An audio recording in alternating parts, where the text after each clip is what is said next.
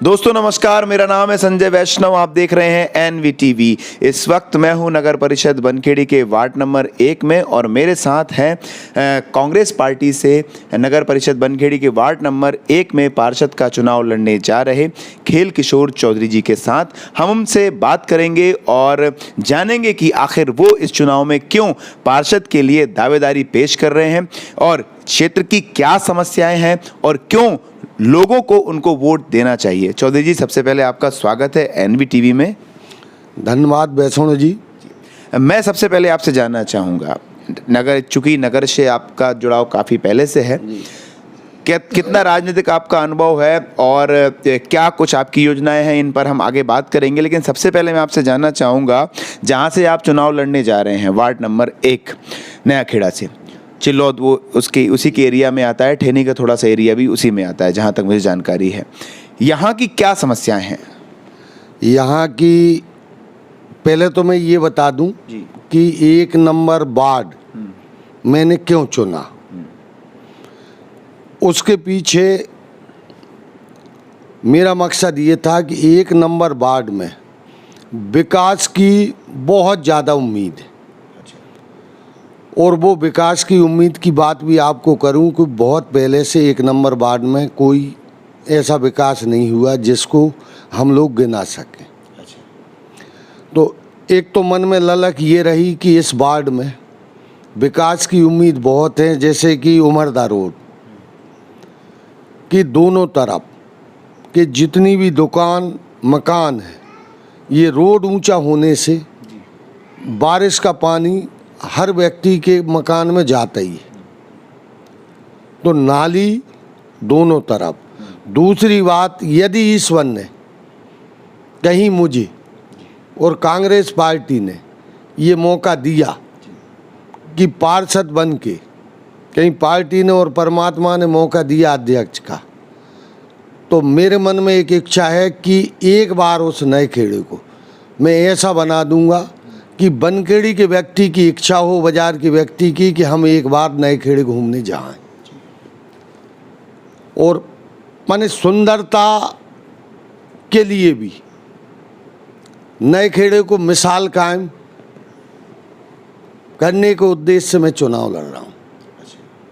और रही बात समस्याओं की, तो इतनी बड़ी समस्याएं नहीं हैं जिनको हमरे जैसा व्यक्ति हल ना कर सके। पानी की समस्या है, तो पानी की समस्या का मेरे को बहुत पहले से अनुभव। 3 साल पहले भी नए खेड़े की पानी की समस्या इतनी विकराल थी वैष्णव जी कि लोग बाग ऑटो लेके खमरिया राजथरी से पानी लाते थे। ये बात मेरे को बाद में पता चला, तो मैंने संकल्प लिया, वहाँ से संकल्प लेके घर आया, पूरे बच्चों की मीटिंग की, यार बेटा मैंने कहा ऐसी ऐसी बात है, और आज मैंने संकल्प लिया है कि 1 मई से ये मान के चलना है कि जब तक पानी की समस्या हल नहीं होगी तब तक अपने 2 टैंकर चलते रहे। और नए खेड़े में नया नलकूप खुदा था, वहाँ हम गए, सीएमओ साहब ने उस नलकूप की बटन मेरे से दबाई, तो वो नलकूप 10 मिनट चला और मोटर बोल गई। फिर उसके बाद मैं घर आया, घर से फिर शाम को 9 बजे पहुंचा। मैंने कहा भाई मोटर क्या हुआ, तो बोले नहीं चल रही। मैंने अपने मिस्त्रियों को बुलवा के मोटर निकलवाई। छोटे बेटे पवन को मैंने फ़ोन लगाया, मैंने कहा यार पवन कहाँ हो, बोले पापा जी घर। तो मैंने कहा यार एक काम करो, बिर्रे का आटा 10-12 पाई और हमने कहा 1 किलो घी। पूरी रात हम लोगों ने 2 बजे रात तक बाटी बनी, 4 बजे रात तक फिर दूसरी मोटर अपन ने खरीद के डाल के, और 6 बजे आज मैंने 75% नए खेड़े में पानी पहुंचाया। अब बचा 25% हिस्सा, कौन सा, भटगांव वाले पंडित जी से ऊपर तिगड्डी तक।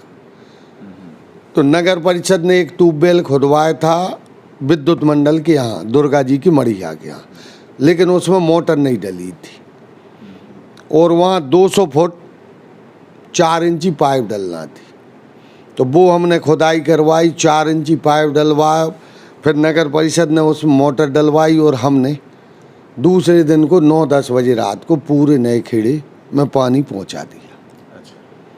तो एक तो नए खेड़े वासियों की इच्छा रही कि भैया यदि आरक्षण में आप लोग आते हैं तो आपको चुनाव यहाँ से लड़ना, और आप निश्चित है चुनाव लड़ेंगे तो यहाँ का विकास होगा। तो पहले हमने वहाँ भी मीटिंग ली थी कि भैया तुम्हारे यहाँ से कोई नए खेड़े से चुनाव तो नहीं लड़ रहा, यदि आप लोग लड़ रहे हैं तो कोई हमारी इच्छा। तो उन लोगों ने ही 8-10 लोग थे, अपने देवी पटेल, रमेश पटेल और भी। आप दो के निवासी हैं, चूँकि आपने जब राजनीति में आप चूँकि किसी पद पर थे नहीं, और आपने जैसे बताया कि लोगों को पेयजल की व्यवस्था कराई, काफ़ी अच्छा काम आपने किया, आपको बहुत बहुत साधुवाद। क्या वजह रही कि आप 2 से जो जहाँ के आप हैं वहाँ से चुनाव न लड़के आप 1 में जा रहे हैं? उसकी वजह ये है, ये ओबीसी महिला वार्ड था। अच्छा। और वो अनारक्षित मुक्त वार्ड था। अच्छा। तो मेरे मन में एक पब्लिक मन, नगर परिषद की जनता, पूरी नगर परिषद की जनता की सेवा करने का विचार मेरे मन में आया, और वार्ड नंबर 1 के वासियों ने भी मेरे से कहा कि नहीं आपको यहाँ चुनाव लड़ना है। और थोड़ा सा लालच मेरे मन में भी था कि 1 नंबर वार्ड से मैं चुनाव लड़ता हूँ तो निश्चित जनता का आशीर्वाद मिलेगा, वहाँ से मैं चुनाव जीतूँगा। हो सकता है पार्टी का आदेश हो जाए अध्यक्ष का, तो पूरी नगर परिषद के 15 ही वार्डों से मैं आज भी जुड़ा हूँ। और ईमानदारी जुड़ा तो पहले से था, लेकिन सबसे अधिक जुड़ाव हुआ ये पानी की सेवा से। तो मेरे मन में आया कि यार पूरी नगर परिषद के हर वार्ड को घूमा, तो मैंने कहा यदि परमात्मा एक बार बिठालता है तो देखेंगे। ये तो आपने बताई समस्या, और चूंकि आपने जो समस्या जल की बताई, और चूंकि और भी तमाम जो समस्याएं हैं वो साफ़ सफाई की या पानी की निकासी की, आपने समस्याएं भी बताई और उनका समाधान भी बता दिया। इसके अलावा आप इस वार्ड को किस तरह से विकसित देखना चाहेंगे? क्या क्या आपकी नज़र में ऐसी चीज़ें हैं, ऐसा निर्माण है जो यहाँ पर होना चाहिए? एक तो ये उमरदा रोड अपने खमरिया चिल्लोत तिगड्डा तक, डिवाइडर रोड, बीच में झाड़ पेड़, लाइटिंग, एक तो मुख्य ये है सुंदरता का।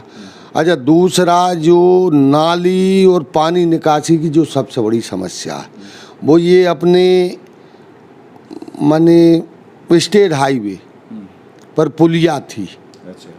वो पुलिया 2-1 साल से शायद या 3 वर्ष हो गए होंगे, लोगों ने वो पुलिया को पूर दिया। अच्छा। आज भी, अब ये चुनाव है, चुनाव में नहीं कर सकता मैं, चुनाव का परिणाम कुछ भी हो, लेकिन ये पानी की व्यवस्था, निकासी की तो मेरा उद्देश्य है। माने इससे नहीं मतलब कि मैं चुनाव जीतूं या हारूं, माने ये नहीं है कि अपन जीतें तो ही कराएं, हारने के बाद भी अपना लक्ष्य ये रहेगा कि अपन यहाँ की समस्याओं जूझते रहें। रही बात समस्याओं की, तो एक चिल्लोत, नया खेड़ा और बनरझीला, शमशान मुक्तिधाम की अति आवश्यकता है। बनरझीला चिल्लोत के लिए अलग और नए खेड़े के लिए अलग, और शायद ऐसी जानकारी लगी कि मुक्तिधाम का पैसा भी आ गया नए खेड़े वाले, और वो ही मुक्तिधाम ठेनी के लिए भी है। माने नया खेड़ा से नज़दीक ठेनी पड़ती है हमारा 2 नंबर वार्ड। तो ये भी जानकारी आ रही है प्रचार के दौरान कि उसके काम नहीं लगने के पीछे कोई बड़े लोगों ने उस जगह पे अतिक्रमण कर रखा है। अच्छा। वो 72 डिसमिल है, और मैं मौके पे देखने गया तो ज़्यादा से ज़्यादा होगी वो 10 डिसमिल। अच्छा। हाँ, तो वो भी मेरा एक उद्देश्य है कि कहीं मैं उस पद पे बैठता हूँ तो प्रथम प्रयास मेरा ये रहेगा कि उस अतिक्रमण को हटाया जाए और मुक्तिधाम का काम लगाया जाए। अच्छा, दूसरा जो लोगों ने बताया कि एक मंगल भवन की बिल्डिंग अपने बंदर झीला, इसी वार्ड का एक गांव है बंदर झीला, वहाँ किसी भी प्रकार की गरीबों के लिए शादी विवाह इस प्रकार की वहाँ कोई व्यवस्था नहीं है। और टोटल बंदर झीला में 200 वोटर हैं। 200 वोटर में 200 वोटर ही गरीब है। अच्छा, 200 मतदाता ही गरीब हैं, लेबर है। तो उनका कहना था कि चाचा जी यदि आप जीतते हैं तो हमारी ये व्यवस्था जरूर कराना। आवास को लेकर भी जब हमने लोगों से बात करी तो वो असंतुष्ट नहीं है, आवास का लाभ उनको नहीं मिल पा रहा है। जी, ये सत्य है, लेकिन उनमें कोई वैधानिक कमी भी आ रही है। किसी के पास पट्टे नहीं है और किसी ने ज़मीन किसी की खरीद ली तो उसकी रजिस्ट्री नहीं हुई। मेरी व्यक्तिगत बात हुई, लेकिन अपन ने ये भी कहा कि भाई पट्टे तो हमारे बस के है नहीं। हाँ, यदि हम बनते तो प्रयास पट्टे का करेंगे और रजिस्ट्री कराना लेकिन हमारे बस का। आपने जिन लोगों ज़मीन खरीदी उनसे रजिस्ट्री हम करा के देंगे और आपके आवासों की जो नियम के अंतर्गत आएगा तो पूरे वार्ड एक की बात भी नहीं, पूरे नगर परिषद की बात है कि बिल्कुल नियम के अंतर्गत काम होगा। अभी सुनने में आया है कि किसी की फाइल जमा है, 2-2 4-4 बार फाइल जमा हुई हैं लोगों की, लेकिन फिर भी उनको लाभ नहीं मिल पाया। क्योंकि विकास कार्य जो आपने मुझे गिनाए, जो समस्याएं जो गिनाई, वो जहाँ तक मैं समझ रहा हूँ कि पार्षद बनकर तो पूरी हो नहीं सकती हैं। तो इनका किस तरह से आप समाधान निकालेंगे अगर आप पार्षद आप बनते हैं तो? यदि मैं पार्षद बनता हूँ और कहीं कांग्रेस पार्टी का अध्यक्ष बना तो भी मैं उम्मीद जता सकता हूँ कि अध्यक्ष जी से निवेदन करेंगे कि चुनाव के दौरान मतदाताओं ने ये समस्या बताई और मैंने उनको आश्वासन दिया, तो निश्चित है कि अध्यक्ष जो भी बने, यदि पार्टी कांग्रेस पार्टी का बनता है तो मेरा निवेदन स्वीकार करेगा। हमारे साथ खेल किशोर चौधरी जी हैं, ना सिर्फ यहाँ के एक वरिष्ठ नागरिक हैं बल्कि कांग्रेस के वरिष्ठ कार्यकर्ता हैं, नेता हैं और लगभग 32 सालों का राजनीतिक अनुभव भी है। चूँकि काम बड़े होते हैं, निकालना बड़ा मुश्किल होता है। अगर मैं आपकी उपलब्धियों के बारे में बात करूँ राजनीतिक पद पर, क्या आपकी उपलब्धि रही हैं? पहले सेवा दल का मैं ब्लॉक मुख्य संगठक रहा, उसके बाद अब किसान कांग्रेस का प्रदेश सचिव रहा, फिर प्रदेश कांग्रेस कमेटी का वर्तमान प्रदेश प्रतिनिधि हूँ मैं अभी। दूसरा, जब हमारी सरकार बनी थी तो उसमें बनखेड़ी कॉलेज का जन भागीदारी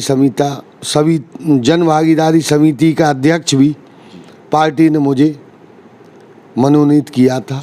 कोई चुनाव जीता आपने? जी हाँ, 2005 में जिला पंचायत का चुनाव पूरी जिला होशंगाबाद में सर्वाधिक मतों से जिला पंचायत सदस्य का चुनाव जीता था।